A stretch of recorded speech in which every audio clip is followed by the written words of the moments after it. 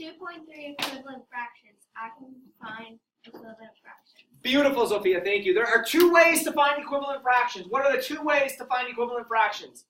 The fact that only two hands just went in the air concerns me. What are the two ways we find equivalent fractions? I know I'm summarizing the entire lesson right now. Shannon. Dividing and multiplying. Dividing and multiplying the numerator and denominator by the... So you're right. You could multiply or divide, but what do you do when you multiply or divide? Explain a little bit more. Sharon. You multiply and divide by, like... You're right. You multiply and divide the numerator and the denominator by what? The same number. The same number, she said.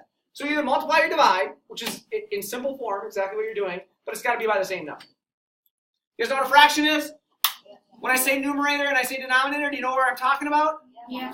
And equivalent fractions would be fractions that are the exact same thing, right? Yeah. So, if I have a piece of pizza and I ate half of it, that's 1/2, right? If I have a piece of pizza and I ate 2/4 of it, that's the same thing, isn't it? Yeah. 2/4 and 1/2 are the same thing. Okay, cool. All right. The most common way that we're going to calculate equivalent fractions is by doing what, everybody? Everybody. Reducing. The most common way we're going to calculate equivalent fractions is by Reducing.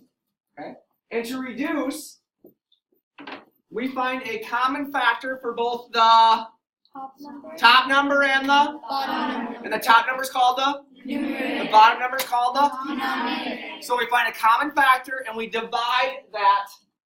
We use it to divide the numerator and we use it to divide the denominator, right? So on 7a, a common factor for 9 and 12 is 3, right? Yeah. We divided, we got 3/4, we're done. On 8, look at 8. We have 12/18. Did we find a common factor? Did we find a common factor? Yes or no? Yeah. We got 6/9. Is this reduced? No. No. So if you don't find the greatest common factor, you just keep on going. Is that okay? Yeah. It's totally okay. The other way that you can find equivalent fractions, which you're very rarely going to ever do, but you need to be aware of it, is by multiplying. So if I give you a number like 6/9, you could reduce it, which we have, or you could multiply by the same number on the top and the bottom and make it seem bigger. Even though it's not bigger, it seems bigger, right? Is 6/9 multiplied by 2 seem bigger when it gets to 12/18?